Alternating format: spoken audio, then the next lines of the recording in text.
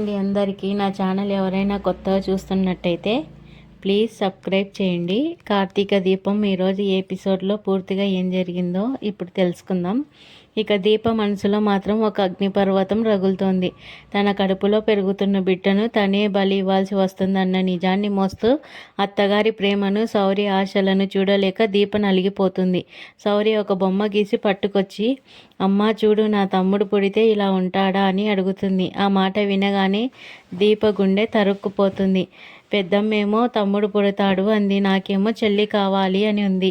ఇంతకీ నాకెవడు పుడతాడమ్మా అని శౌర్య దీపను అడుగుతుంది.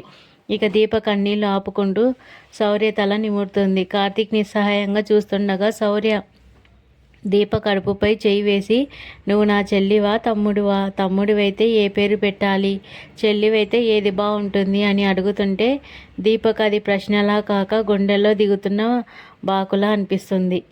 కాంచన అందరినీ గుడికి రమ్మని పిలిచింది. కానీ దీప మనసులో వేరే ఆలోచన ఉంది.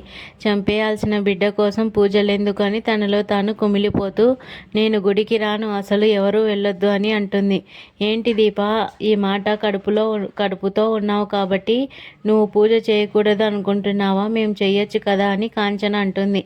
లేదత్తయ్య, నేను రాలేను అని ఏడుస్తూ లోపలికి వెళ్ళిపోతుంది దీప. దీంతో కాంచన సహనం నశించింది. కార్తీక్ పిలిచి నిలదీసింది. నీ భార్యకి ఏమైంది కార్తీక్? ఇప్పుడైనా నిజం చెప్పు. జోష్న షాంపిల్ మ్యాచ్ అయ్యాయని అందరూ సంతోషంగా ఉంటే తను ఏమాత్రం కన్నీళ్ళు ఎందుకు పెట్టుకుంటుంది? ఆ గుండెల్లో ఏదో భారం దాగుంది, అది ఏంటో నాకు తెలియాలి అని గట్టిగా అడిగింది. మీ ఇద్దరితో మాట్లాడాలని కార్తీక్ అంటుంది కాంచన. ఇక మరోవైపు దాస్ కనిపించకపోవడంతో జోష్న ఆందోళన చెందుతుంటే పారిజాతం ఊహించని నిజం చెప్పింది. దాస్కి కార్తీక్ దీపలే కిడ్నాప్ చేసి ఒక ఇంట్లో దాచారు, నేను స్వయంగా చూశాను అంటూ పారిజాతం చెప్తుంది. అమ్మమ్మ, నువ్వు పొరబడుతున్నావు. బావకు దాస్ని కిడ్నాప్ చేయాల్సిన అవసరం ఏముంది అని జోష్న అంటుంది. ఆ మాట వినగానే పారిజాతం కోపంతో జోష్నను లాగిపెట్టి కొడుతుంది. అబద్ధాలు చెప్పకు, వాడు నా కొడుకని నీకు తెలుసు. ఆ కార్తీక్ గారిని వెనకాల వెళ్తే వాడు దాసున్న చోటికి తీసుకెళ్తాడు.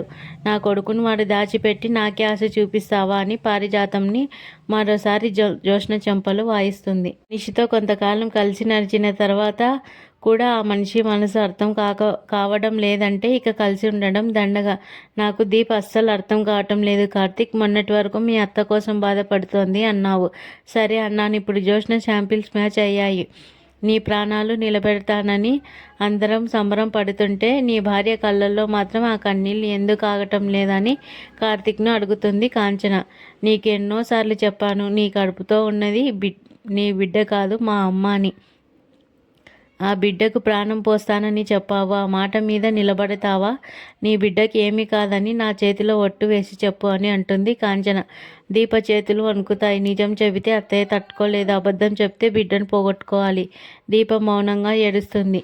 కడుపుతో ఉన్న ఆడది ఇలాగేనా ఉండేది? నచ్చింది వండుకొని తినాలి, సంతోషంగా ఉండాలి. మీ నాన్నేమో అవి ఆనంద బాష్పాలు అంటాడు. ఇప్పుడు గుడికి పూజకు రాను అంటున్నావు. ఆనంద బాష్పాల, లేక నీ గుండెల్లో దాయలేనంత భారం ఏదైనా ఉందా అని అడుగుతుంది కాంచన. అత్తయ్య, నేను రాను అంటే నా మనసు బాలేదని మీరు అర్థం చేసుకోవచ్చు కదా అని అంటుంది దీప. ఎందుకు బాలేదు? నిన్ను బాధ పెట్టడానికి ఇక్కడ ఎవరున్నారు? నీ భర్త నిన్ను పల్లెత్తు మాట అన్నాడు. అత్తగా నేను నిన్ను వేధించను, పోనీ ఆడపడుచు పోరు ఉందా అంటే అది లేదు. మరి ఎందుకు ఏడుస్తున్నావు అని అడుగుతుంది కాంచన. అమ్మ దీపను ఒట్టు వేయమని అడిగే ముందు నువ్వు నాన్నతో కలిసి ఉంటానని నాకు మాట ఇవ్వు అని కార్తీక్ అడుగుతాడు. ఆ మాట వినగానే కాంచన ఒక్కసారిగా షాక్ అవుతుంది. దీప చేయి వదిలేసి విస్తుపోయి కార్తీక్ వైపు చూస్తుంది. ఆ మాట వినగానే కాంచన ఒక్కసారిగా స్తంభించిపోయింది. తన జీవితాంతం పడ్డ వేదనను, ఆ గాయాలను మర్చిపోయి భర్తతో కలిసి ఉండేసరికి ఆమె చేతులనికి దీప చేయిని వదిలేసింది. కొడుకు అడిగిన ఆ ఒక్క మాటతో కాంచన షాక్ అవుతుంది. ఒకవైపు అత్తాకోడళ్ల మధ్య సెంటిమెంట్ యుద్ధం జరుగుతుంటే మరోవైపు పారిజాతం ఇంట్లో నిజాల వేట సాగుతూనే ఉంటుంది. దాస్ కనిపించకపోవడంతో పారిజాతం సహనం నశించిపోయింది. జోష్నను పట్టుకొని చిత్కబాదుతూ నిలదీసింది. నా కొడుకు ఎక్కడున్నాడో నిజం చెప్పు. నీ కారణంగా ఇప్పటికే నా మనవరాలు పోయింది. ఇప్పుడు నా కొడుకు కూడా పోయేలా ఉన్నాడు. వాడు ఏమయ్యాడు అని పారిజాతం అడుగుతుంది. అవును, నేనే మా నాన్నని కిడ్నాప్ చేయించాను అని చెప్తుంది జోష్న. ఆ మాట వినగానే పారిజాతం షాక్ అవుతుంది. ఇంకా జోష్న ఆవేశంగా ఊగిపోతుంది. నీ కొడుకు నా మీద కోపంతో నేను అసలైన వారసురాలిని కాదని అందరికీ చెప్పేస్తానన్నాడు. అసలు వారసురాలిని చంపాలనుకున్నానని తెలిస్తే తాతయ్య నిన్ను వదిలేశాడా, గన్తో షూట్ చేయడా అని ప్రశ్నిస్తుంది. ఆ రిపోర్ట్స్ అన్నీ అబద్ధమని, ఈ డ్రామా వెనుక ఎవరో ఉన్నారని, ఆ డాక్టర్ని ఎవరో మేనేజ్ చేశారని నిజం తెలుస్తానని శబ్దం చేస్తుంది జోష్న. ఇక జోష్న మాటలు విన్న పారిజాతానికి ఓవైపు భయం, మరోవైపు బాధ కలిగాయి. ఒకవేళ ఈ రిపోర్ట్స్ నిజమైతే నువ్వు సుమిత్ర కూతురువేనా, మరి కళ్యాణి కూతురు ఎక్కడుంది అని ఆలోచనలో పడుతుంది పారిజాతం. జోష్న మాత్రం నిజాలు బయటకు తీస్తానని పారిజాతానికి చెప్తుంది.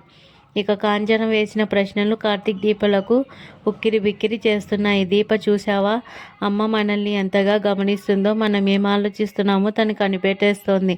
అందుకే నేను నాన్నతో కలిసి ఉండమని అడిగాను.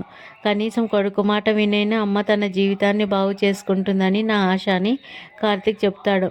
అత్తయ్యకు నేను ఒక మాట ఇచ్చాను, బిడ్డ క్షేమంగా మీ చేతుల్లో పెడతానని. కానీ ఇప్పుడు నేను మాట తప్పిన మనిషిగా మిగిలిపోవాలా? అత్తయ్య అబద్ధాన్ని, మోసాన్ని అస్సలు క్షమించరు. నిజం తెలిసి ఇల్లు వదిలి వెళ్ళిపోతారు. ఆ పాపం నేను భరించలేను అంటుంది దీప. ఇక అత్తయ్యకి చెప్పండి, పుట్టబోయే బిడ్డ మీద ఆశలు పెంచుకోవద్దని చెప్పండి, ఎందుకంటే ఆ బిడ్డ మనకు దక్కదని అంటుంది దీప. ఇక్కడితో ఈరోజు ఎపిసోడ్ పూర్తవుతుంది. Please subscribe.